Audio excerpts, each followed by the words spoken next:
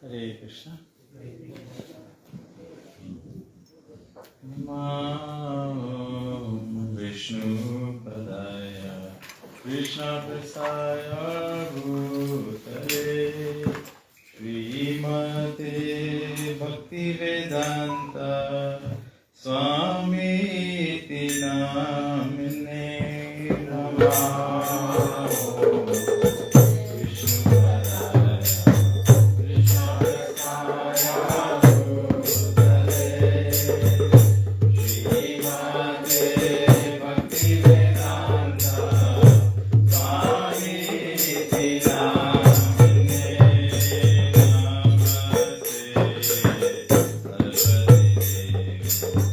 Gauravani Pracharine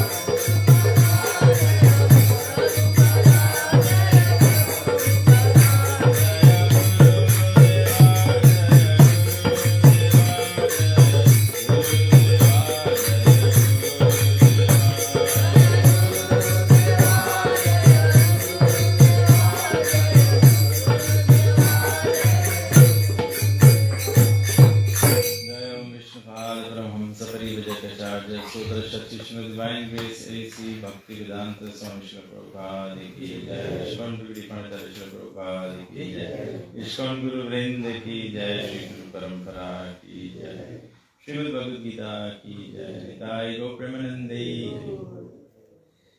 हरे कृष्णा।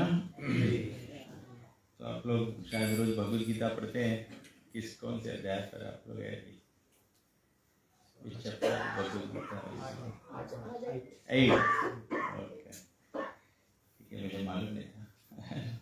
ये around 8। तो हम लोग छोटा सा क्विज करते हैं, हम लोग 8 चैप्टर में कुछ सीखा है। आज मैं आप लोगों को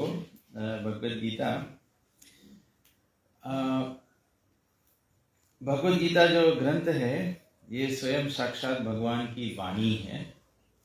अगर आपको धर्म सीखना है तो आप अलग अलग साधु संतों से सुन सकते हैं, अलग अलग मजहब, अलग अलग पंथ को सुन सकते हैं, लेकिन विशेष करके कलयुग में अलग अलग पंथ, अलग अलग मजहब, अलग अलग साधु संत, ये सब की विचार धारणाएं जो है वो अलग अलग हो गया है।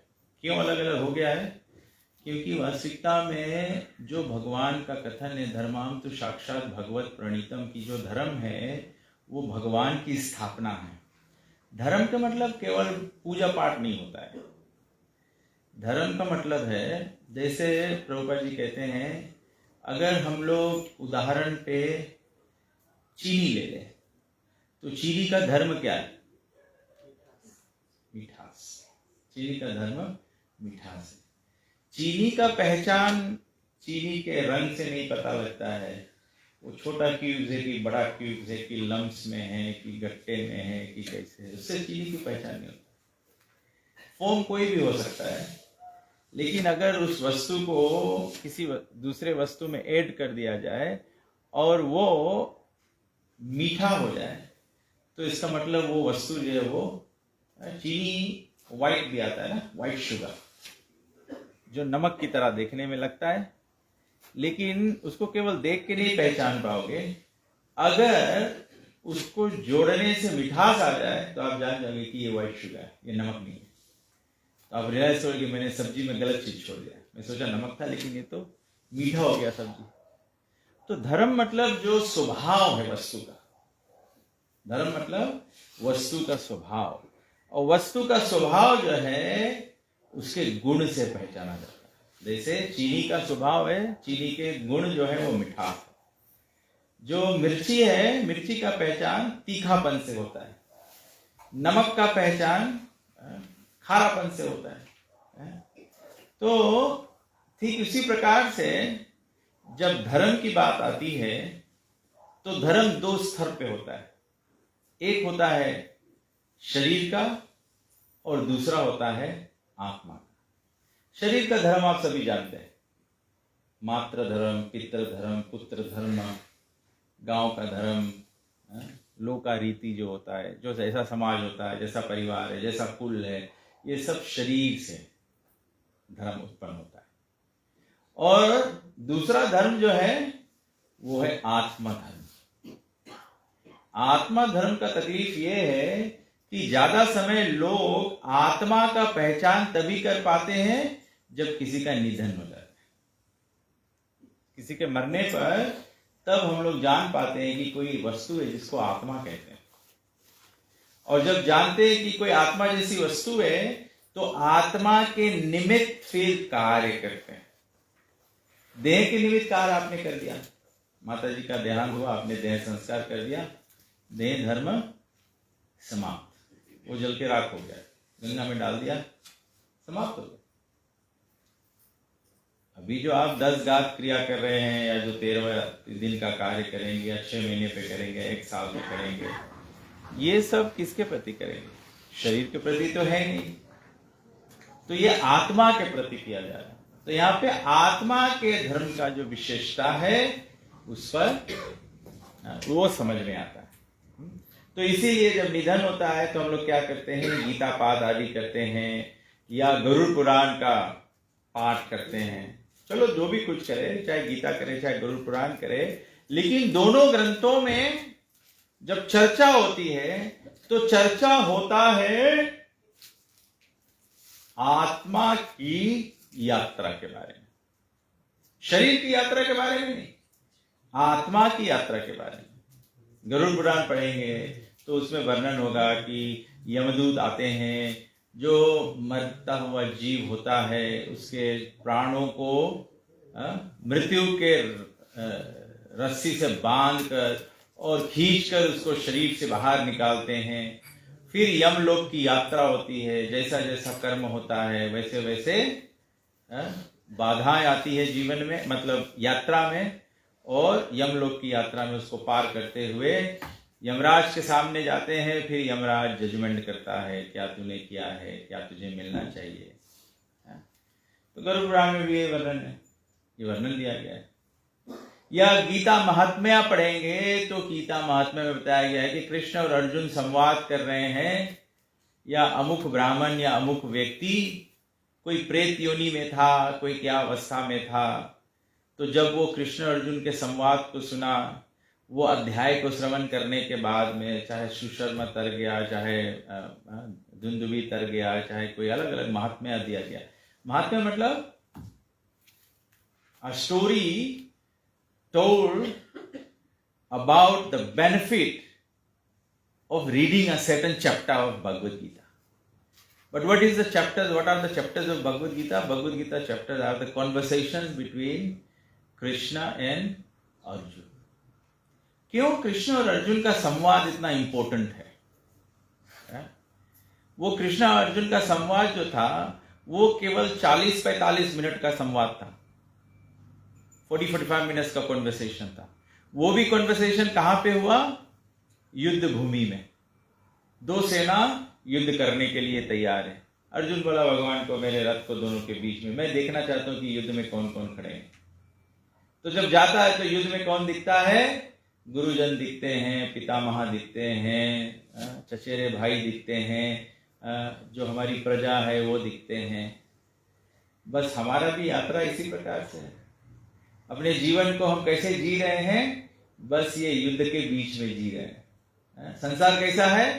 Survival of the fittest. परिवार में भी फिटेस्ट सर्वाइव होता है, कौन जायदाद ले जाएगा। परिवार में किसके साथ रहेंगे, माता पिता किसके साथ में रहेंगे, या पुत्र वधू किसके साथ में रहेंगे, या लड़की दमाद किसके साथ में रहेंगे, किसको क्या मिलने वाला। बस ये युद्ध है, जीवन का संघर्ष है। इंद्रियों भोगों के लिए जीवन का संघर्ष है। हम लोग सब यही जी रहे हैं, और यही संघर्ष में क्या होता है? हमारा जीवन चला जाता है 50, 60, 70, 80 वर्ष हमारा जीवन का ऐसे ही निकल जाता है। और हम लोग ये संसार के मोह माया इसको कहते हैं। मोह माया मतलब believing in that which is not.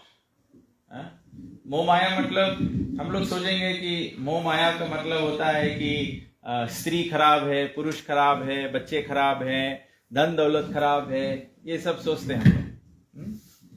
ये सभी वस्तु का दो उपयोग होता है, अच्छा उपयोग होता है या बुरा उपयोग होता है। आपके पास धन है, धन को आप दुरुपयोग करेंगे। दुरुपयोग मतलब पाप वास्तु, पाप को बढ़ाने में या पाप कर्म करने में धन का उपयोग करेंगे तो धन आपका पाप देने वाला, पाप का कारण हो गया। अगर वही धन आप किसी के भलाई में, दान में, भगवत प्रचार में, साधु संतों की सेवा में, ऐसे में उपयोग करेंगे तो वही धन पुण्य का कारण बन जाएगा। और पुण्य और पाप जो है ये व्यक्ति का स्वर्ग गमन या नरक भोग का निश्चय करता है।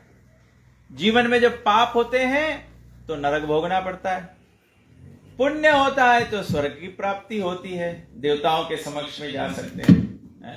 आपने 8 अध्याय भगवद गीता का पढ़ लिया है तो उसमें आपने जरूर सुना होगा, ये तो एकदम फ्रेश है, लेटेस्ट है, कल सुना होगा ना? क्या सुना है? 8वां अध्याय आज पढ़ा कि कल पढ़ा था? आज यही पढ़ा है। जो चलो एकदम फ्रेश ट्रायल टेस्ट।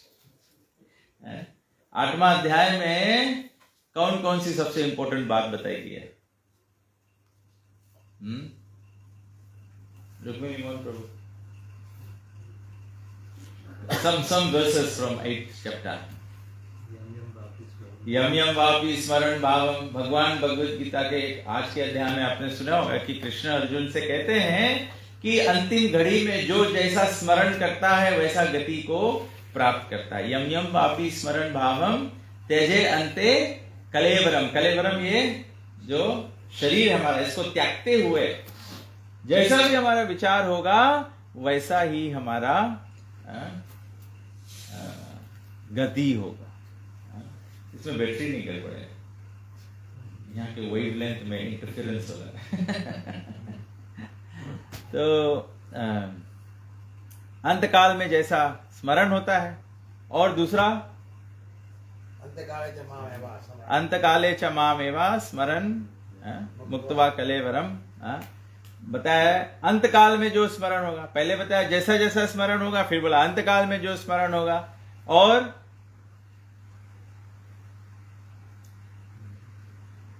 एक दो और क्या, तीसरा श्लोक और एक क्या इंपॉर्टेंट श्लोक है?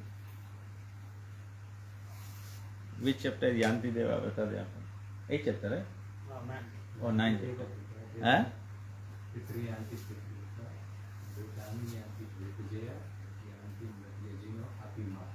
फिर वर्णन दिया गया है जो देवी देवताओं की आराधना करता है उनके समक्ष जन्म प्राप्त करता है, जो पितृ का पूजन करता है वो पितरों के समक्ष में जन्म लेता है, जो भूत प्रेत आदि का पूजन करता है उनके समक्ष में जन्म लेता है, जो मेरी आराधना करता है वो मेरे, क्या डिफरेंस है, शाश्वत धाम को प्राप्त करता है? अभी हम लोग कहीं पर भी सनातन धर्म के अंदर में जब अंत्येष्टि क्रिया की जाती है तो हम लोग सभी लोग क्या प्रार्थना करते हैं? मोक्ष की आराधना करते हैं, प्रदोद्भवा, मोक्ष चाहते हैं। मोक्ष अवस्था क्या है? मोक्ष अवस्था शाश्वत जीवन की अवस्था है। क्रिश्चियनिटी में उसको इटर्नल लाइफ कहते हैं, शाश्वत जीवन, इटर्नल लाइफ। इटर्नल लाइफ का मतलब है पुनः जन्म नहीं होगा, पुनर्वृत्तिनो अर्जुना, पुनर्जन्म नहीं होगा। पुनर्जन्म कैसे होता है? जब कर्म का प्रभाव रहता है तब। हम लोग साधारणता जानते हैं, कोई बोले कोई व्यक्ति के कर्जा लेके मर जाओ तो बैल बन के चुकाए पड़ी, मतलब अभी तो बैल नहीं है लेकिन बैल के जन्म लेके पड़ी, फिर चाबुक लगी, फिर चुकता हुई, तो मतलब कर्म के बंधन में पड़ जाओगे। तो ये भगवान साफ साफ रूप में अर्जुन को कहते हैं। 9वां अध्याय में एक बहुत सुंदर श्लोक है, 9वां अध्याय का तीसरा श्लोक, और इसका कल आप लोग श्रवण करेंगे तो आप लोग देखना कि यही प्रसंग उठेगा। प्रसंग क्या है? इसमें भगवान कहते हैं अश्रद्धाधानः पुरुषः धर्म यस्या परंतपा अप्राप्य माम निवर्तन्ते मृत्यु संसार वर्तमनी। बहुत बहुत इंपॉर्टेंट वर्स है, बहुत ही। अगर आप देखें भगवत गीता में कितना अध्याय है? 18 के बीचा बीच क्या है? 9वां, ये 9वां अध्याय। 9वां अध्याय में एकदम बीच में आप अगर मोती, जो लोग मोती कभी निकाले या तो जानते हैं मोती के बारे में, मोती सीप के अंदर बीच में होता है, वैल्यूबल मोती जो होता है वो बीच में होता है। तो इसी प्रकार से 9वां अध्याय भगवत गीता का जो है वो सबसे वैल्यूबल अध्याय है, और इसका शिक्षक ही है परम गुह्य ज्ञान, द मोस्ट कॉन्फिडेंशियल नॉलेज।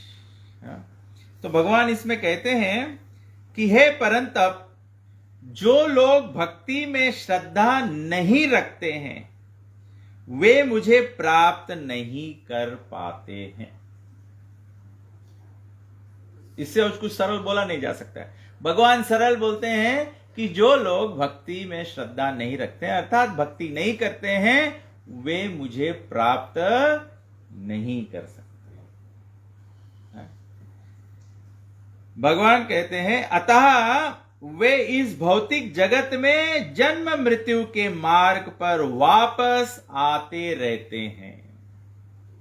वो संसार में जन्म मृत्यु के मार्ग में वापस आते रहेंगे। हम लोग के जन्म होगा, फिर मर जाएंगे, फिर हम लोग श्राद्ध आदि करेंगे, जो पुण्य पाप होगा उसके फल प्राप्त करते हुए, उन फल के भोग करते हुए हम लोग फिर से जन्म लेंगे। फिर ये चक्कर चलता रहेगा, और ये चक्कर का कोई अंत नहीं है।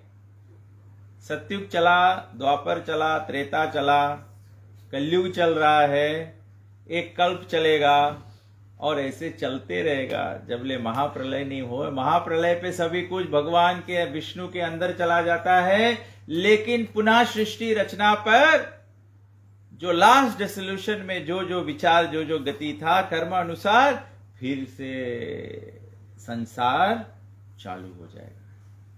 संसार का मतलब भी होता है कभी जो समाप्त नहीं होने वाला, क्या? जन्म मृत्यु के चक्कर। जन्म मृत्यु महाप्रलय पे होगा, सब विष्णु के अंदर चले जाओगे, लेकिन फिर सृष्टि रचना पे जहां मृत्यु पर छोड़ा था वहीं से फिर चालू हो जाएगा।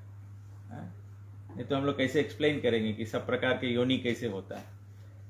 ये तो डार्विन के थ्योरी बोलेंगे, सब बंदर हो गए तो फिर बंदर से अलग अलग योनि हो गए। नहीं, कर्म अनुसार 84 लाख योनि से ही शुरू होता है, क्योंकि सब हम लोग जो भी विचार जो भी कर्म लेके हम लोग मरेंगे, अगर सृष्टि नहीं रहेगा तो वही केवल शांत अवस्था में हो जाएगा। जैसे सब कुछ चलायमान होगा, फिर वही कर्म के फल अनुसार सब कुछ चलेगा। तो प्रभुपाद जी समझाते हैं कि भगवान फिर क्या कहते हैं, हे परंतप जो लोग भक्ति में श्रद्धा नहीं रखते हैं वे मुझे प्राप्त नहीं कर पाते, अतः वे इस भौतिक जगत में जन्म मृत्यु के मार्ग पर वापस आते रहते हैं। It's a continuous thing. Shraddha विहीन के लिए भक्ति योग पाना कठिन है, यही इस श्लोक का तात्पर्य है। श्रद्धा तो भक्तों की संगति से उत्पन्न हो जाती है। श्रद्धा कैसे होगा, फेथ कैसे होगा? बिनु सत्संग विवेक न हो। विवेक नॉलेज नहीं होगा, रियलाइजेशन नहीं होगा। जैसे अपने बच्चों को पाठशाला भेजते हैं पढ़ने के लिए, जब बच्चे पढ़ने जाते हैं एक ही कक्षा में, कोई बच्चे होते हैं उनको अकाउंटिंग इंटरेस्ट हो जाता है, किसी को साइंस इंटरेस्ट हो जाता है, किसी को इंजीनियरिंग इंटरेस्ट हो जाता है, किसी को आर्ट इंटरेस्ट हो जाता है, किसी को म्यूजिक हो जाता है, अलग अलग प्रकार के। तो सब प्रकार के एक्सपोजर मिलता है। फिर उसके बाद में जब हम लोग फॉर्म 4 के बाद में क्या होता है, थोड़ा से सब्जेक्ट स्पेशलाइजेशन होता है, कोई आर्ट्स में जाता है, कोई साइंस में जाता है। फिर यूनिवर्सिटी लेवल पे जाता है, फिर और स्पेसिफिक सिलेक्शन हो जाता है। अकाउंटिंग इकोनॉमिक्स पढ़ता है, इंफॉर्मेशन सिस्टम पढ़ता है, कोई साइंस पढ़ता है, कोई प्योर साइंस पढ़ता है, कोई मेडिसिनल साइंस पढ़ने लगता है। तो यहां पे बताया गया है कि भक्ति का जो उत्पत्ति है, भक्ति में श्रद्धा का जो उत्पत्ति है, वे भक्तों की संगति से मिलता है। जब भक्तों का संग नहीं होगा तो भक्ति में श्रद्धा नहीं होगा। ये तो साधारण कवि, महान कवि लोग भी कहें, जैसा अन्न वैसा मन। अब जो प्रकार का भोजन करोगे, ये इसके बारे में आपने तीसरे अध्याय में सुना होगा। किसी को याद है तीसरे अध्याय में भोजन के बारे में क्या बताया था? जब तीसरे अध्याय का महात्मा सुने होंगे तो उसमें वर्णन हुआ होगा कि भगवान श्री कृष्ण ने भोजन के बारे में अर्जुन को क्या कहा।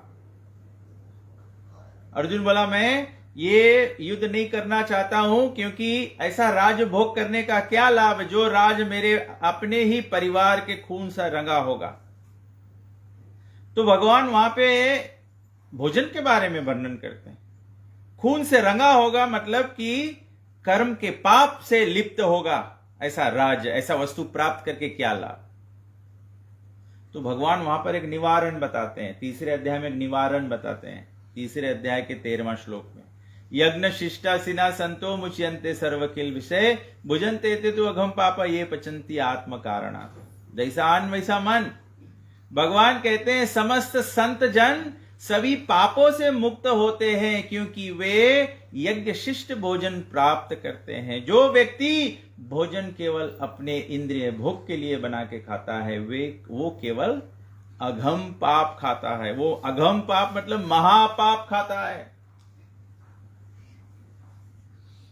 आप अपने घर पे कोई मेहमान आ जाए, आप हलवा बना के चाय के संग में खा लो, उस हलवे का स्वाद और जो आप कथा रामायण या रामनवमी या जन्माष्टमी या भगवान विष्णु को भोग लगा के खाए हैं, वो दोनों हलवा के स्वाद में टेस्ट अलग होगा। आपने अनुभव किया है कि नहीं? जो प्रसाद का हलवा होता है उसका स्वाद अलग होता है, जो चाय के साथ में बना के खा लिया उसका स्वाद अलग होता है। क्यों दोनों में अलग है? क्योंकि जो भगवान को समर्पित है, अर्थात यज्ञ शिष्ट है, जो भगवान को यज्ञ में अर्पण किया गया है, उसमें भगवान की आशीष आ गई है, भगवान की अनुकंपा आ गई है। भगवान को भोग अर्पण करने से क्या होता है? भगवान भोग में से पाप निकाल लेते हैं। इसीलिए सनातन धर्म में जब भी कोई कार्य किया जाता है, पहले भगवान की आराधना किया जाता है, भगवान का स्मरण किया जाता है। यहां तक कि कोई पूजा पाठ किया जाए तो सबसे पहले कार्य क्या किया जाता है? जब भी कोई पूजा पाठ करे आदमी, आपके घर पे कोई पंडित आके पूजा कराए तो सबसे पहला वस्तु क्या करता है? कौन कौन अपने घर पे पूजा करता है? या तो पंडित बुला के पूजा करता है। सबसे पहला वस्तु क्या करते हैं पंडित जी? कोई हार्ड क्वेश्चन नहीं है, मैं पीएचडी क्वेश्चन नहीं पूछ रहा हूं। ओम पवित्रम। सबसे पहले आचमन करता है कि नहीं ना? लोटा में पानी होता है, उसमें आम पत्ती डाल के फिर ओम अपवित्र पवित्र वा सर्वावस्थाम गतोपि वा यस्मरेत् पुंडरीकाक्षं साभय अभयंतरः शुचि। हम लोग सोचते हैं कि वो आम पत्ती से जो पानी छिड़क रहे हैं उस पानी से हम लोग सब पवित्र हो जाते हैं। वो पानी तो केवल संबोधन कर रहा है। आम पत्ती से पानी जो छिड़का जा रहा है वो केवल संबोधन है, मंत्र उच्चारण है। ओम अपवित्र पवित्रो वा, अपवित्र पवित्र वा। अपवित्र अवस्था से पवित्र अवस्था में कैसे हो जाएंगे? यत् स्मरेत्, स्मरण से। क्या स्मरण? यत् स्मरेत् पुंडरीकाक्षाम। पुंडरीकाक्षाम कौन है? पुंडरीक नयन वाले कौन है? कमल नयन वाले भगवान कौन है? कमलापति कौन है? नारायण। इसीलिए कहा जाता है पुंडरीकाक्षाम सा भया अभयंतरः शुचि। शुचि मतलब पवित्र हो जाता है, वातावरण पवित्र हो जाता है। हम लोग बोलते हैं कानों में, आंखों में, भुजाओं में, बाहों में, ये सब स्थान पे वो पानी के स्पर्श से पवित्रता नहीं आता है। वो हर एक अंग को स्पर्श करते हुए ओम नारायणाय नमः, ओम केशवाय नमः, ओम दामोदराय नमः, ओम माधवाय नमः, श्री विष्णु श्री विष्णु श्री विष्णु, इसको कहते हैं यत् स्मरेत् पुंडरीकाक्षाम। कहीं पर निधन हो जाता है, हमारे श्राद्ध क्रिया के अनुसार लोग भजन आदि क्यों करते हैं? क्यों भजन किया जाता है? कहीं पर मर गई हो जाए, लोग 13 दिन तक भजन करें। क्यों भजन किया? भजन करने का प्रमाण कहां है? कहां लिखा है ग्रंथ में कि भजन करना चाहिए? ये श्लोक प्रमाण है। मैं ये नहीं बोल रहा कि भजन नहीं करना चाहिए। भजन करने का कारण है क्योंकि आचमन में बताया गया है कि पवित्रता कैसे आएगी। अभी यहां पे निधन हुआ है तो शोक मोह भय के कारण ये स्थान जो है अछूत हो गया है। तो अपवित्र अवस्था को कैसे पवित्र किया जाए? यत् स्मरेत् पुंडरीकाक्षाम, भगवान विष्णु का स्मरण करने से। इसीलिए लोग अपने घर पे 13 दिन तक भजन करते हैं।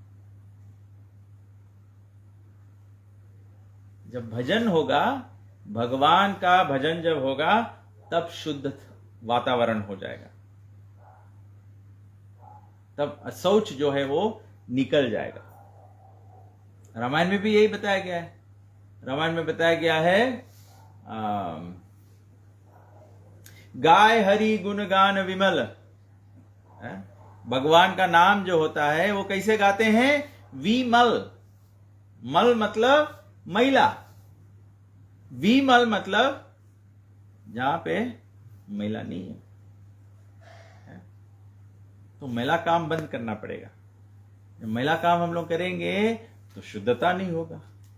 जब शुद्धता नहीं होगा तो शोक मोह भय से जो अपवित्रता उत्पन्न हो जाता है वो जाएगा नहीं। तो भगवान यह कहते हैं कि जो भक्ति है वो सत्संग से आता है। इसीलिए राम भगवान भी बोले माता सबरी को, प्रथम भक्ति संतन कर संग। सबसे पहला भक्ति है कि भगवान भक्तों का संग करो। जब भक्तों का संगति होगा तो भक्तों के संगति में क्या होगा? दूसरी रति मम कथा प्रसंग। कभी कभी हम लोग सोचते हैं कि हम लोग कहीं निधन हो जाए या कोई अपने घर पे पूजा पाठ करता है तो कीर्तन करता है। तो कीर्तन के मतलब क्या होता है? कीर्तन के मतलब ढोल साज बाज केवल ये नहीं। कीर्तन का मतलब होता है भगवान के कीर्ति का गान करना, भगवान के कीर्ति का गान करना। भगवान की कीर्ति मतलब भगवान के महिमा। अगर आप राम के चरित्र गाए तो कीर्तन हुआ, कृष्ण की चरित्र गाए तो कीर्तन हुआ, भगवत गीता का चरित्र या वार्तालाप आप पढ़े तो ये भगवान का कीर्ति है, ये भगवान का कीर्ति है। भगवान का कीर्ति तीसरे अध्याय का क्या है कि जो भी कुछ भगवान को अर्पण करो वो भगवान कहते हैं वो पाप से मुक्त हो जाता है। इसीलिए हमारे सनातन धर्म में बताया है कि प्रथम भक्ति संतन कर संगा, दूसरी रति मम कथा प्रसंगा, तीसरी भक्ति क्या है? गुरुपद पंकज, तीसरी भक्ति अमान। क्यों बताया गया है? क्योंकि बताया गया है गुरु बिन भव निधि तरे न कोई, जो शंकर विरंची सम होई। जो बुजुर्ग लोग हैं आप लोग जानते होंगे, पहले ऐसे व्यवस्था होता था कि जो व्यक्ति गुरुमुख ना हो उस व्यक्ति के हाथ का पानी भी नहीं पीते थे। कोई आदमी बोले निगुरा व्यक्ति के हाथ के पानी भी नहीं पिए, क्योंकि रामायण में वर्णन है। बोले अगर कोई शंकर शिव जी के बराबर हो जाओ, विरंची या कोई ब्रह्मा जी के बराबर हो जाओ, भव निधि तरे न कोई। किसी के निधन पे हम लोग क्या करते हैं? हम लोग बोले भव सागर तर जाए। मोक्ष मतलब भव सागर तर जाए। देखो ये हमारा जो धर्म है, जो सनातन धर्म है, प्रभुपाद जी कहते हैं ये पूजा पाठ नहीं है, ये एक विज्ञान है, ये भगवत विज्ञान है। हम लोग यहां पे सब बैठे हैं, मोक्ष की याचना कर रहे हैं, तो अंडरस्टैंड करो मोक्ष की याचना कैसे होगा। मोक्ष की याचना में रिसर्च करो, रामायण में बताता है कि हम लोग भवसागर बिना गुरु के नहीं तर सकते हैं, जब ब्रह्मा जी या विरंची संभि हो। फिर उसको साइंटिफिकली कनेक्ट करो, जब राम आते हैं तो गुरु वशिष्ठ को स्वीकार करते हैं, कृष्ण आते हैं, भगवान है, भगवान तो आदि गुरु है, भगवान को किसी को स्वीकार नहीं करना है, भगवान तो गुरुओं के भी गुरु है। लेकिन जब भगवान यहां राम रूप में आते हैं तो मर्यादा पुरुषोत्तम भगवान मर्यादा स्थापना करते हैं। क्या मर्यादा स्थापना करते हैं? भगवान जो त्रिकालज्ञ है, जो सर्वज्ञ है, जो सब कुछ जानने वाले हैं, फिर भी गुरु वशिष्ठ के आश्रम में जाते हैं, गुरु की सेवा करते हैं, गुरु की सेवा करके गुरु से ज्ञान सीखते हैं। ये तो भगवान राम को सीखने की कोई जरूरत नहीं है, लेकिन राम हम और आप जैसे आम लोगों के लिए ये लीला प्रस्तुत किए हैं, ये आचरण, ये व्यवहार दिखाया है। राम ये आचरण दिए है, प्राण जाए पर वचन न जाए। कलयुग में सब चेंज हो गया, प्राण जाए पर चिकन न जाए। आदमी बोले नहीं छोड़ेगा हम लोग, ऐसा नहीं होना चाहिए।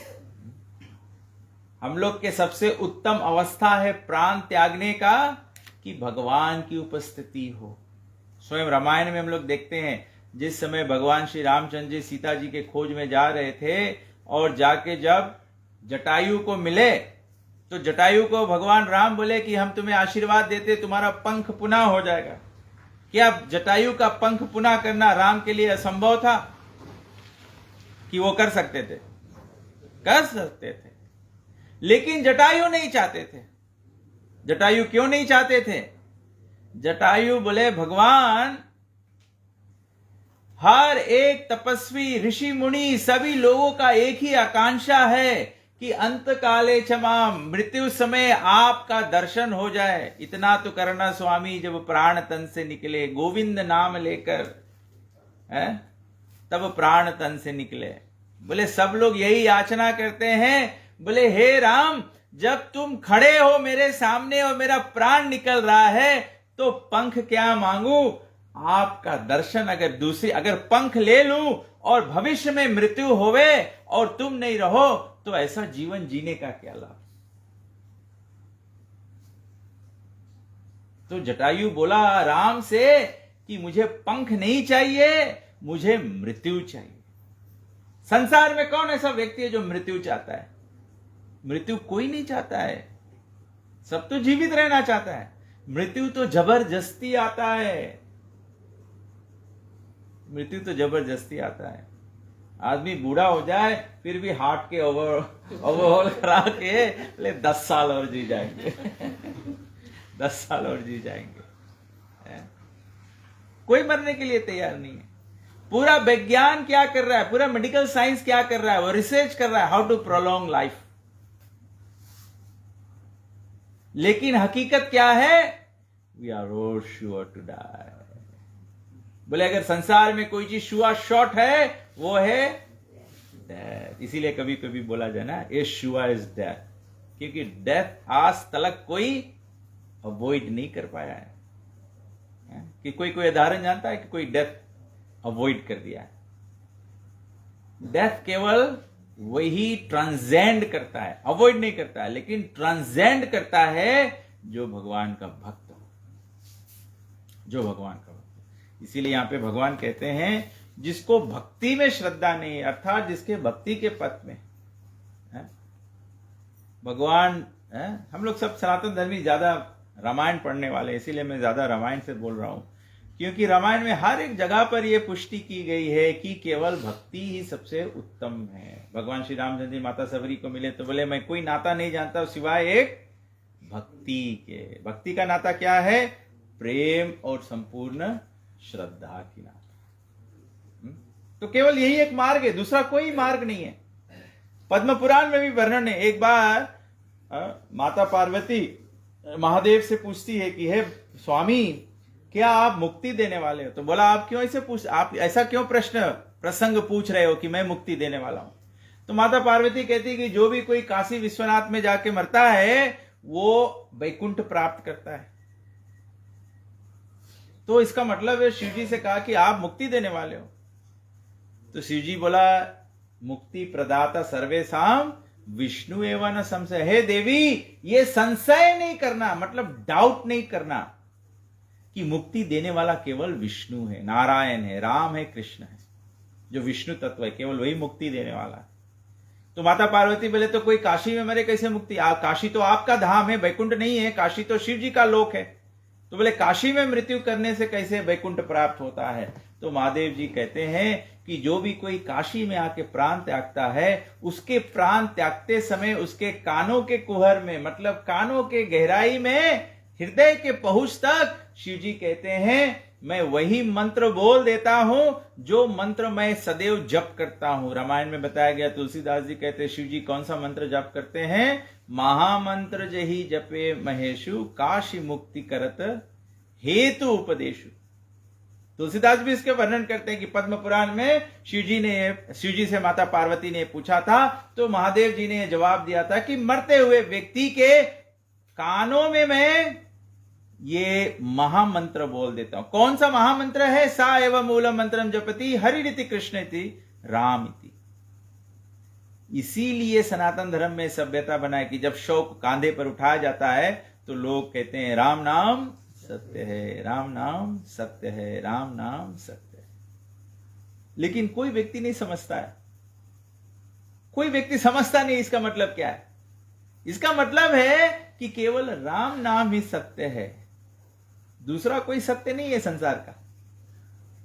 तो जब कोई चीज सच्चा है, जो सच्चे लोग होते हैं वे हमेशा सत्य के मार्ग पे चलते हैं, लेकिन कलयुग में तो ज्यादा लोग असत्य के मार्ग पे चलते हैं। तो केवल सत्य के मार्ग पे चलते हैं। जो सत्य मार्ग पे चलता है, जो सत्य मार्ग है, उस मार्ग को भक्ति मार्ग कहा जाता है। जो सत्य मार्ग पे चलता है, जो भक्ति मार्ग पे चलता है, उसको भक्त कहा जाता है। इसीलिए हमारे ग्रंथों में उदाहरण है कि भक्त ध्रुव, भक्त प्रहलाद, ऐसे केवल छोटे छोटे बच्चे भी भक्त बन सकते हैं, या बड़े बड़े ऋषि मुनि जैसे वशिष्ठ, विश्वामित्र, ऐसे महान महान संतों का वर्णन है।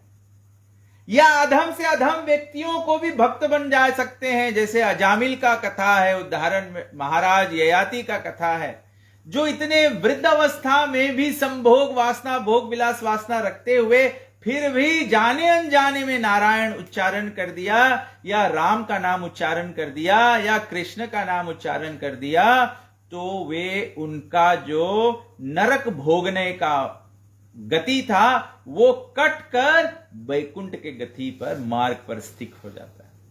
अजामिल की यही कथा है। 80 बरस का अजामिल था, पाप से अपना जीवन जीते हुए जब उसका मृत्यु का समय आया तो भयानक यमदूत आके उनके सामने खड़े हो गए। तो डर के मारे 80 साल का बूढ़ा अजामिल डर के मारे अपने बच्चे को पुराया। बच्चे का नाम था नारायण। तो उनके नाम से शब्द उच्चारण हो गया, मुख से शब्द उच्चारण हो गया नारायण। और नारायण तो स्वयं साक्षात भगवान विष्णु का नाम है। केवल नारायण उच्चारण से तुरंत विष्णुदूत वहां आकर उपस्थित हो गए। जैसे ही विष्णुदूत आए वैसे ही यमदूत देखकर उनको घबरा गए कि ये 4 तेजोमय, तेजस्वी, अति सुंदर व्यक्ति 4 हाथ वाले कौन है। और ये विष्णुदूत ने यमदूतों को अजामिल को स्पर्श करने से भी रोक दिया कि तुम इसको हाथ भी नहीं लगा सकते। यमदूत कहते हैं अरे अजामिल तो अघम पापी है, वो अपने परिवार चराने के लिए क्या कुछ नहीं किया, क्या कुछ पाप नहीं किया है, ये तो नरक का अधिकारी है। अधिकारी मतलब जैसे अगर माता पिता का देहांत हो जाए तो जो जमीन जायदाद है वो किसका अधिकार हो जाता है? पुत्र का।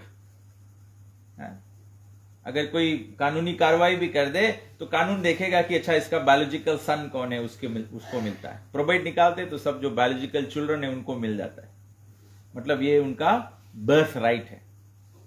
तो यमदूत कहते हैं नरक का बेथ राइट किसका है? जो पाप करने वाला है। तो बोला अजामिल तो सब रकम के पाप किया, इसका तो बेथ राइट है।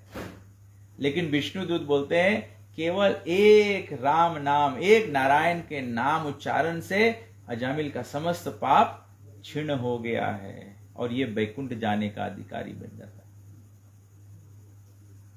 तो भक्ति अर्थात मोक्ष जो है, जो वैकुंठ की प्राप्ति है, विष्णु जगत का जो प्राप्ति है, वो केवल भक्त का अधिकार है। तो इस श्लोक में भगवान स्पर्शता कहते हैं कि जो भक्त है, जो भक्ति के मार्ग पे चलता है, वो निस्संदेह मेरे धाम को प्राप्त करेगा, अन्यथा जन्म मृत्यु के चक्कर से छूट नहीं पाएगा। जो जन्म मृत्यु के चक्कर से छूट नहीं पाता है, इसीलिए उसके लिए कर्म कांड के अनुसार विधि बना है कि हर साल पितृपक्ष आता है।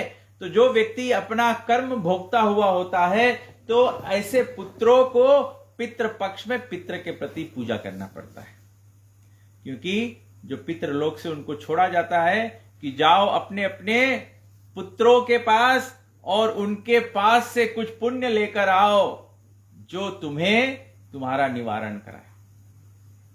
तो हम लोग तो संसार में यहां पे गलतफहमी रूप में पितृपक्ष में सब लोग पूजा बंद कर देते हैं। जब नारायण की पूजा नहीं करोगे तो पितृ आएंगे। पितृ जब आते हैं अपने अपने पुत्रों के घर पर, वे अपना पिंड प्राप्त करने के लिए। पिंड क्या होता है? जो आप बनाते हो वो भगवान को भोग धरा के, तब जैसे लोग बोले ना कि पितृपक्ष में क्या करो, सीधा निकाल दो। मतलब कोई का रास्ता टेढ़ा हो तो उसके सीधा करो। कैसे सीधा करो? सीधा किसके निकालो? ब्राह्मण और भगवान को अर्पण करके, भोग लगा के। जो भोजन हम लोग निकालते हैं, जैसे अभी आप 10 गात क्रिया करेंगे या 13वां दिन का कार्य करेंगे, तो एक्चुअली में सामवेद में विधि दिया गया है कि अपने घर में आप जो भी सात्विक भोजन बनाएं वो भगवान विष्णु को समर्पित करके फिर मृतक आत्मा के प्रति निकालें। क्योंकि जो आत्मा यहां से चला गया है उसका गति क्या है, वो कहां है? प्रेत योनि में है। क्योंकि गरुड़ पुराण में बताया गया है कि पहले जब किसी का निधन होता है तो 10 गात क्रिया तक वो प्रेत योनि में घर के आसपास घूमता है। किस उम्मीद से कि उसका पुत्र जो है वो जो निर्धारित जो वास्तविकता, जो सही पिंड है उसको प्रदान करेगा, जिसमें कि वो वहां से आगे बढ़ सके। लेकिन भगवान, आज वाले अध्याय जो पढ़ा आपने, भगवान ने कहा अंत काले च माम एवं मुक्तवा कलेवरम। जो मृत्यु के समय मुझे स्मरण करता है वो सीधे मेरे को प्राप्त करता है। जब वो सीधे मेरे को प्राप्त करता है मतलब वो प्रेत योनि नहीं प्राप्त किया। जब प्रेत योनि नहीं प्राप्त किया तो घर के रेस्टोरेंट तो घूमेगा नहीं 10 दिन। तो हमारा अवस्था क्या है आज? हमारा अवस्था क्या है? हम लोग को किसी को पता नहीं है कि कितना भक्ति कौन है, कौन कितना पानी में, हमको पता नहीं है। लेकिन एक उपाय हमारे पास, वो है नारायण। भगवान विष्णु हमारे उपाय हैं। तो इसीलिए हमारे सनातन धर्म में चाहे विवाह संस्कार संपन्न करो, चाहे गर्भधान संस्कार करो, चाहे गृह प्रवेश संस्कार करो, चाहे विद्यारंभ संस्कार करो, चाहे नामकरण करो, चाहे जात कर्म करो, चाहे अंतिम क्रिया करो, कोई भी संस्कार करो, सबसे पहले स्थापना जो है, जो कलश स्थापना किया जाता है, वो क्या है? वो भगवान विष्णु को आगमन करके उसमें स्थापन किया जाता है। मुझे याद है हम लोग गांव में रहते थे, तो हमारे गांव में ऐसा होता था, जब किसी का शादी विवाह भी हो तो पहले उसका जनेऊ किया जाए। जनेऊ करने का मतलब होता है ब्राह्मण उसको किया जाए। ब्राह्मण मतलब ब्रह्म जानाति इति ब्रह्म, मतलब अपने जीवन में पहले ब्रह्म संस्कार होने चाहिए, तब दूसरा कोई संस्कार हो सकता है, नहीं तो नहीं हो सकता। तो इसी प्रकार से जब हम लोग श्राद्ध के भी कार्य करते हैं तो सभी कुछ भगवान जानते हैं। कोई व्यक्ति यहां जाता है जो जानता है कि माता जिसका निधन हुआ है वो कहां पर है, वैकुंठ प्राप्त कर ली है कि नरक की ओर है कि स्वर्ग की ओर है कि प्रेत योनि में, किसी को पता है?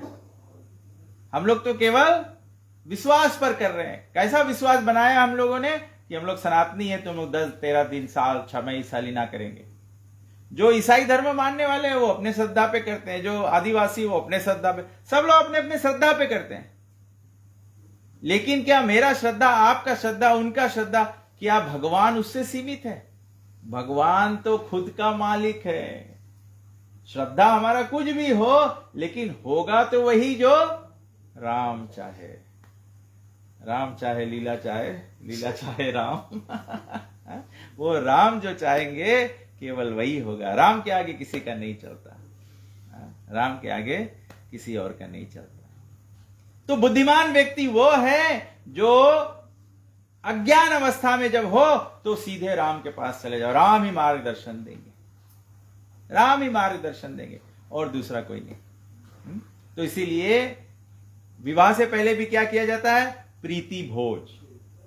प्रीति भोज मतलब भगवान को भोग धरा के जो प्रसाद है वो इष्ट मित्र परिवार सबको जो सेलिब्रेशन में एकत्र हुए हैं उनको भोजन कराए।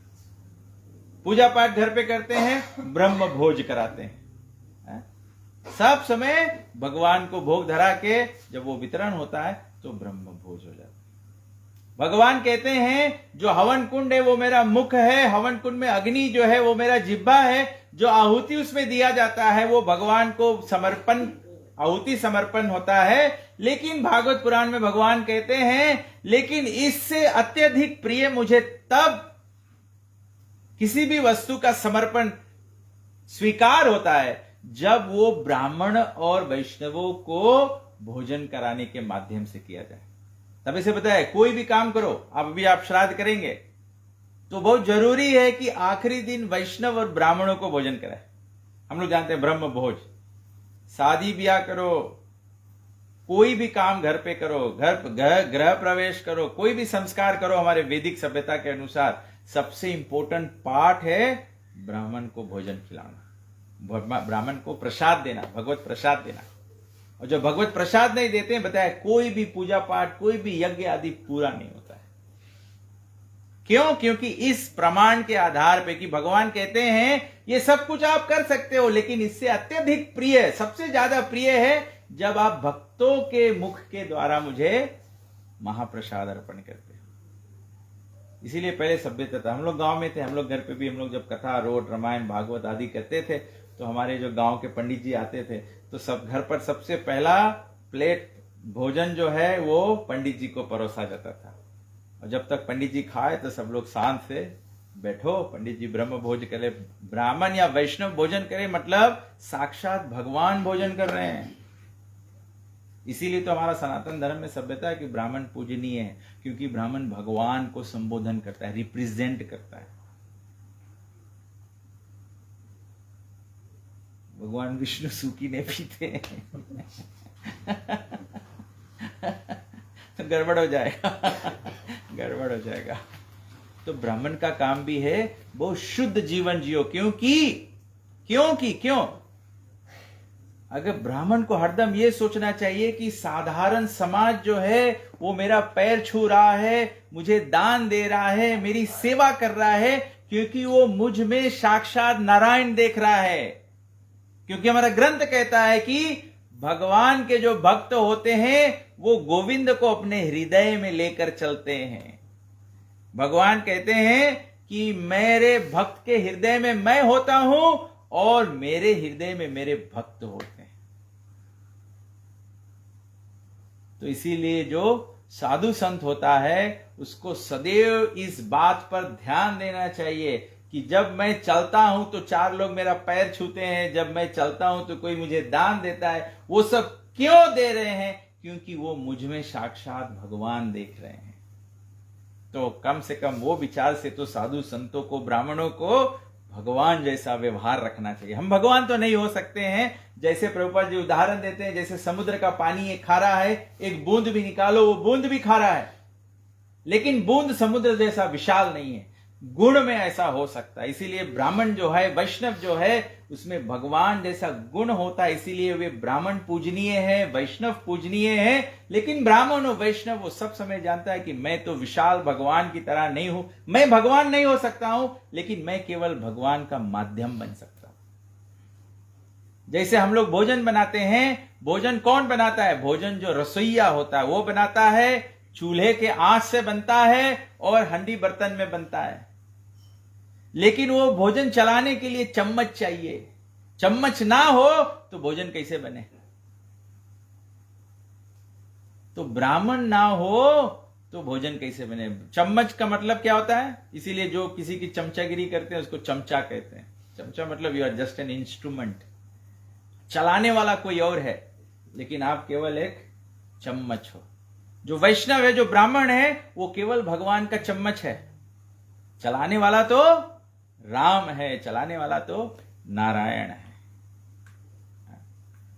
तो भगवान कहते हैं कि केवल भक्ति के माध्यम से ही मुझे प्राप्त किया जा सकता है, अन्यथा पुनर्जन्म, जन्म मृत्यु का चक्कर, ये चक्कर है, पहिया है, ये घूमते रहेगा। इसका शुरुआत कहां है, अंत कहां है, कुछ पता नहीं लगेगा।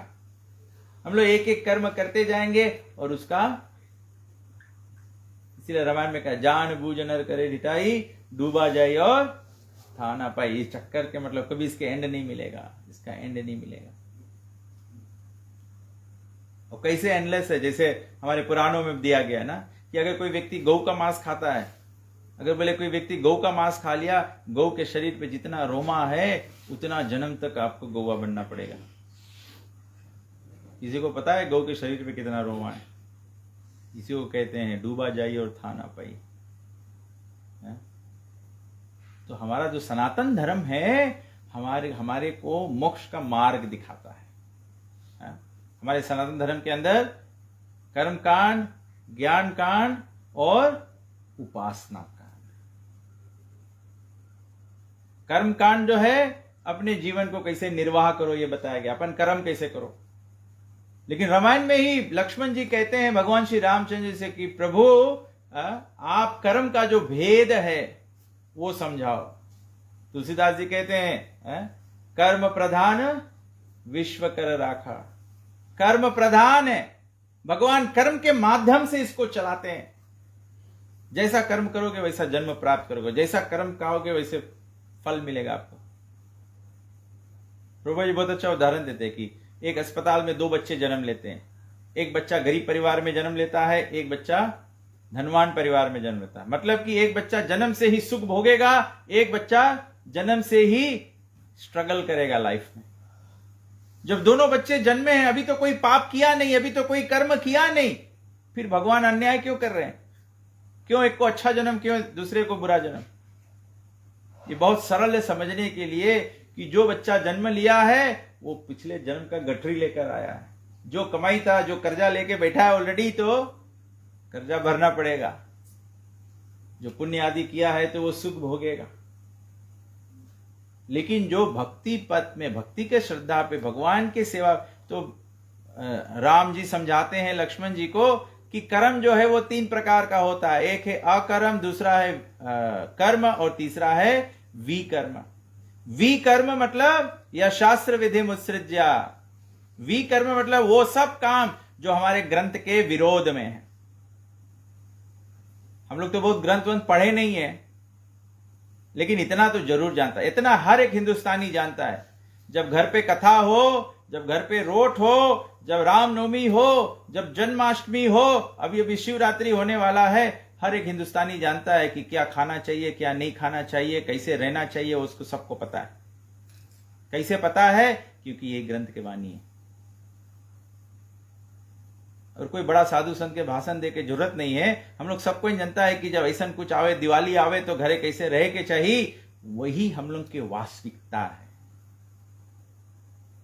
अगर हम लोग ये रकम से रहेगा तो घर में लक्ष्मी आई, हम लोग ये रकम से रहेगा तो राम जन्म लई, हम लोग ये रकम से रहेगा तो कृष्ण अष्टमी हुई। तो वास्तविकता में हम लोग के जीवन मांगे सदैव ये रकम है। प्रभुपाद जी इतने सरल से समझाई से तभी ये सब लोग हरि बोल हो गए। हरि बोल कोई नवा रकम के स्पीसीज नहीं है कि लोग भी एक रकम के जानवर निकल आई ने। ये केवल एक हम लोग के वास्तविकता है, ये सच्चा सनातनी का वास्तविकता है। बस हम लोग के ये रकम जीवन जिए के, अगर कोई और रकम जीवन हम लोग के वास्ते रहता तो आज हम लोग, अभी आपके घर पे निधन हुआ है, आप जो शुद्धता से रह रहे तो ऐसे रहने की कोई जरूरत नहीं है, जो एवरीडे करते वही करते रहो। लेकिन हम लोग जानते हैं, हनुमान जी बोला, दो काम नहीं होई कालू, चाहे हंस लो चाहे फुलाओ गालू। बिना पवित्र जीवन से भगवान नहीं मिलते हैं। तो सब लोग जानते हैं, ये हरि बोल के बताए काम नहीं है, ये सब लोग जानते हैं, हम लोग सबको जानते हैं कि अगर भगवान का प्रवेश चाहिए, लक्ष्मी जी का प्रवेश चाहिए, नारायण जी का प्रवेश चाहिए, तो कैसे हम लोग के जीवन शुद्ध होना चाहिए। तो जिसका जीवन सदैव ऐसा शुद्ध रहे तो वो क्या है? वो तो भक्त है। तो विकर्म मतलब ग्रंथों के विरोध में, या शास्त्र विधेय उत्सृज्य, ग्रंथ में जो लिखा है हम लोग छोड़ देते हैं। मैं उस दिन बोल रहा था, आजकल अभी हमारे समाज की हालत क्या हो गया, हमारे जो बच्चे लोग हैं, अब बच्चे लोगों को समझ में ये आ रहा है कि जब दूसरा मांस खा सकते हैं, गौ का मांस, सुअर का मांस, ये सब में कोई मांस तो मांस से कोई फर्क नहीं है। अब तो इतना हिंदुस्तानी लोग गौ का मांस खाते हैं, जहां की हमारे सभ्यता में गौ का पूजन किया जाता है। क्यों गौ का पूजन किया जाता है? क्योंकि गौ माता में 33 करोड़ देवी देवता के वास है। अभी उस दिन मैं नववा प्रचार में बोल रहा था, लोग सोचते हैं कि हरे कृष्णा वाले देवी देवताओं की आराधना ही नहीं करते हैं। अरे भैया, गौ पूजा करते हैं, गोवर्धन पूजा के बाद में गौ पूजा करते हैं। ग्रंथ कहता है कि जो जीवन में गुरु स्वीकार कर लेता है, गुरु जो है वो 33 करोड़ देवी देवता का संबोधन करता है। साधारण लोग कितने देवी देवता का पूजा करते हैं? 5, 10, 15, 20 से ज्यादा तो कोई नहीं करता है। 20 से ज्यादा का नाम भी नहीं जानते लोग, तो 33 करोड़ का कैसे करेंगे? बताया गया है 33 करोड़ देवी देवता का वास गौ माता के शरीर में है, 33 करोड़ देवी देवताओं का वास गुरु के उपस्थिति में है, और 33 करोड़ देवी देवता का वास जो है वो तुलसी देवी के छाया में है। इसीलिए हर एक व्यक्ति के घर में हर एक दिन गुरु का पूजा होना चाहिए, तुलसी का पूजा होना चाहिए, और गोविंद का पूजा होना चाहिए, जो सब गौओं के आनंद देने वाले हैं। गुरु, गोविंद और तुलसी जी का पूजा हर एक दिन होना चाहिए। गुरु का पूजा कैसे होता है? गुरु को एक फूल अर्पण करके उसको माथा टेक कर और उनसे प्रार्थना याचना करना कि भगवान की प्रेम भक्ति प्रदान करे। प्रेमा भक्ति जहां होते अविद्या विनाश हो जाते। और तुलसी जी से प्रार्थना करते हैं, यानी कानी चा पानी ब्रह्म हत्यादि कानी चा। अगर हमसे ब्राह्मण का भी हत्या हो गया है, हे तुलसी देवी, तेरा परिक्रमा करने से और तुम्हें जल देने से ब्राह्मण हत्या का पाप भी कट जाता है। और भगवान से क्या प्रार्थना करते हैं? हे कृष्ण करुणा सिंधु दीन बंधु जगतपते गोपेश गोपिका कांत राधा कांत नमस्ते। भगवान दीनानाथ है, दीन बंधु, तो भगवान से दीनहीन पर अनुकंपा की याचना करना। तो भगवान ये श्लोक में प्रमुख बात यही बताएं कि जो भक्ति करता है वे मेरे शाश्वत धाम को प्राप्त करेगा, जो भक्ति नहीं करेगा वो जन्म मृत्यु के चक्कर में घूमता रहेगा। तो आज हमारे समक्ष से माता जी का अनुपस्थिति हो गया है, उनका शरीर त्याग कर। आज अगर उनको कोई पुण्य लग रहा है तो ये पुण्य लग रहा है कि आज माता जी का निधन नहीं होता तो हम लोग यहाँ सत्संग में नहीं बैठते। तो द कोर्स फॉर दिस सत्संग इज द डिपार्चर ऑफ माता जी। तो आपको उसी प्रकार से सोचना है कि जब आज माता जी के निधन पर आप भक्ति के चर्चा में लगे हुए हैं, तो आज माता जी के कारण से अगर कोई पाप भी होगा तो उसका भी जो दोष है वो माता को लगेगा। हम लोग का प्रयास है माता की जो यात्रा है उसको सुगम बनाना। सुगम यात्रा मतलब वैकुंठ तक पहुंच पाना। ऐसे अभी तो धीरे धीरे सभ्यता समाप्त हो गया है, वैसे बताया गया है, सामवेद में बताया गया है कि जब परिवार में से निधन हो जाता है तो पूरा परिवार, जो फ्रेंड्स है, फैमिलीज है, फ्रेंड्स है, उनको 1 साल तक, वैसे तो हमारा वास्तविकता अवस्था है कि वेजिटेरियन होना चाहिए, लेकिन अगर नहीं है तो बताया 1 साल तक। तब ये लोग क्या करते हैं, 1 साल तक बोले हम लोग जीव हत्या नहीं करेगा, फ्रोजन लाला खा लेगा। ऐसे नहीं चलेगा। सामवेद कहता है 1 साल तक ऐसे हमको सबको ऐसे तपस्या का व्रत लेना है। तो 1 ईयर तक बताया गया, जो 4 पाप है हमारे सनातन धर्म में बताया गया है, नशा आदि करना, अवैध स्त्री संग करना, जुआ आदि खेलना और जीव हत्या करना, 1 साल ये व्रत पालन करना होता है। और 1 साल तक हर एक दिन एक्चुअली में बताया गया है कि हमको ग्रंथ का उच्चारण होना चाहिए घर में, और एवरी मंथ, हर महीना 1 ब्रह्म भोज होना चाहिए। तो 12 ब्रह्म भोज करना पड़ता है साल भर में। ये सामवेद का विधि है, मैं सामवेद पढ़ा हूं इसीलिए बता रहा हूं। लेकिन आजकल तो सब कन्वीनियंस हो गया ना, कोविड हम लोग की ओर सिखा दिया, जो 13 रोज में होता था वो 3 दिन में हो, जो 3 दिन में हो रहा 1 दिन में हो। तो जब हम लोग ऐसे, तब कहा लोग सलीना के काम करे, बोले जीव के 1 साल के यात्रा रहे जाए के तब आवे। तो इसीलिए जबले वो यात्रा में है तबले उसके ब्रह्म भोज कराते रहना पड़ता है, so that the yatra she does not, और the departed soul does not have to starve. इसीलिए ये पिंडदान का जो कार्य वो हर महीना होते रहता है। तो ये पिंडदान का कार्य कैसे करते हैं? By making food, offering it to Vishnu, and having a kirtan and Bhagavad Katha and feeding the brahmanas. That is how we should do, those who are not always practicing Krishna consciousness. जो everyday Krishna consciousness practice करता है उसका तो बहुत सरल है। As soon as you depart, you go back home, back to God, there is nothing to be done. You are not on a journey anymore. journey तो अभी चल रहा है। तो journey होगा हो गया फिर, तो वैकुंठ प्राप्ति है। ठीक है, किसी को कोई प्रश्न है, कोई कुछ कहना चाहता है, कोई बात नहीं समझ में आया हो, कोई प्रसंग से आप सहमत नहीं है, तो ग्रंथों के आधार पर बताएंगे। आई डोंट नो एवरीथिंग, मैंने जो ग्रंथ से पढ़ा है, जो गुरु से सीखा है, उसको सभी में बांटने का प्रयास कर रहा हूँ, क्योंकि ये ज्ञान मैंने अपने जीवन में उतारा, तो I have the experience of the benefit of this knowledge. ये उसी प्रकार से ना, कहीं शादी में जाओ, बहुत अच्छा पुलाव कहीं बना रहे, भैया पप्पा खा ले, लड़कन खेले मांगे, लेकिन जबरदस्ती लड़कन के खवाया जाए। बहुत अच्छा है तो लड़कन के खवा जाए, खा लो बेटा खा लो, लेकिन लड़का तो खेले मांगे। तो यही रकम से भक्ति के रस है, जिसके भक्ति रस लग जाए। कभी कभी हम लोग सोचता है साधु संत लोग एकदम बार मुड़ चाट डाले हम लोग इनके, क्या करे, क्योंकि उन लोग के रस लग गए हैं, उन लोग बोले भैया तुम लोग भी रस ले लो। लेकिन हम लोग तो संसार में खेले कूदे बनता है। मनष्ठानि इंद्रियानि प्राकृति स्थानी कर्षति। हम लोग तो इंद्रिय भोग के भाग दौड़ में लगा है। और बोले इंद्रिय भोग के भाग दौड़ में लगा है, जब हम लोग मरेला दशा पे आएगा, अभी हम लोग कोई नहीं जान पाएगा, अनलेस कोई के ब्रह्म ज्ञान हो तभी सको जाने, नहीं तो अन्यथा कोई आदमी नहीं सके बतावे कि मरे के टाइम जो एक्सपीरियंस होए, जब वो बता भी मांगे तबले तो प्राण निकल जाए, फिर बता नहीं पाए। लेकिन हर एक व्यक्ति मरे के टाइम इतना पछताए है कि हम कौन सी करा जीवन में। आज यमदूत हमारे सामने खड़ा है और हमें खींच के कहा ले जाए, बोले मांगे बोल नहीं पाए, बताए मांगे कि लड़कन बच्चन ये सब काम नहीं करना, देखो हमारी हालत, लेकिन वो बोल नहीं पाए। तबे से भगवान साधु संतों के माध्यम से ये ज्ञान के प्रस्तुति करे, इसके बोले मार्गदर्शन। ये साधु संत लोग मार्गदर्शन कराए, रास्ता दिखाए कि रास्ता जाओ।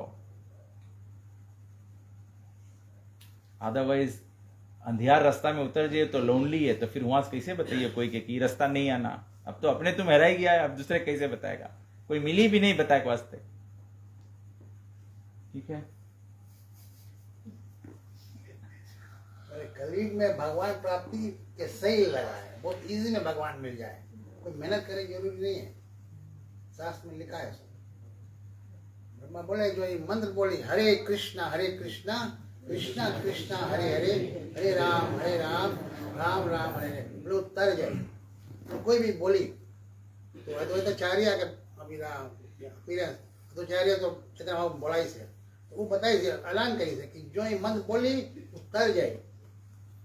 तो यमराज घबराए गए, यमराज बोले तो बहुत इजी है, कोई बोली तो उतर जाए, हम हमारी जॉब कहाँ है, ये बोले तो हम किसके ले जाएंगे, बोले सब कोई बोलने लगी तो यमराज की जॉब नहीं बची। तब विष्णु बताई है कि जो भक्त लोग के अपमान करी और जो भगवान के बारे में मानी नहीं, उसके तुम ले जाना। तो भागवतम में बोले जब यमदूत लोग लौट गए घरे अपन अजान छोड़ के, तो यमदूत बतावे, यमराज बतावे कि किसके लेके आओ, बोले जीवन व्यक्ति भगवान गुणान्वान, जिसके जीव से भगवान गुणगान नहीं निकले उसके लेके आओ, बोले हम नरक में।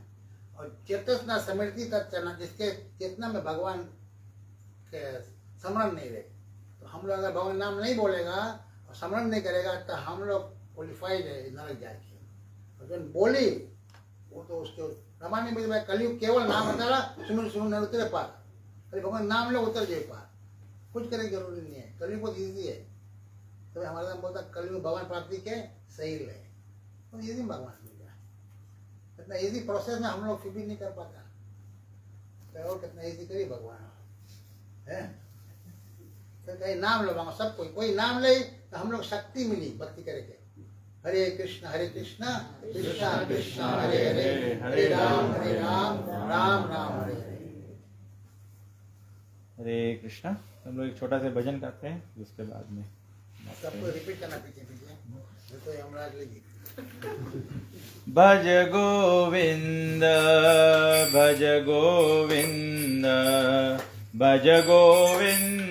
का नाम रे, भज गोविंद भज गोविंद भज गोविंद का नाम रे, भज गोविंद भज गोविंद भज गोविंद का नाम रे, भज गोविंद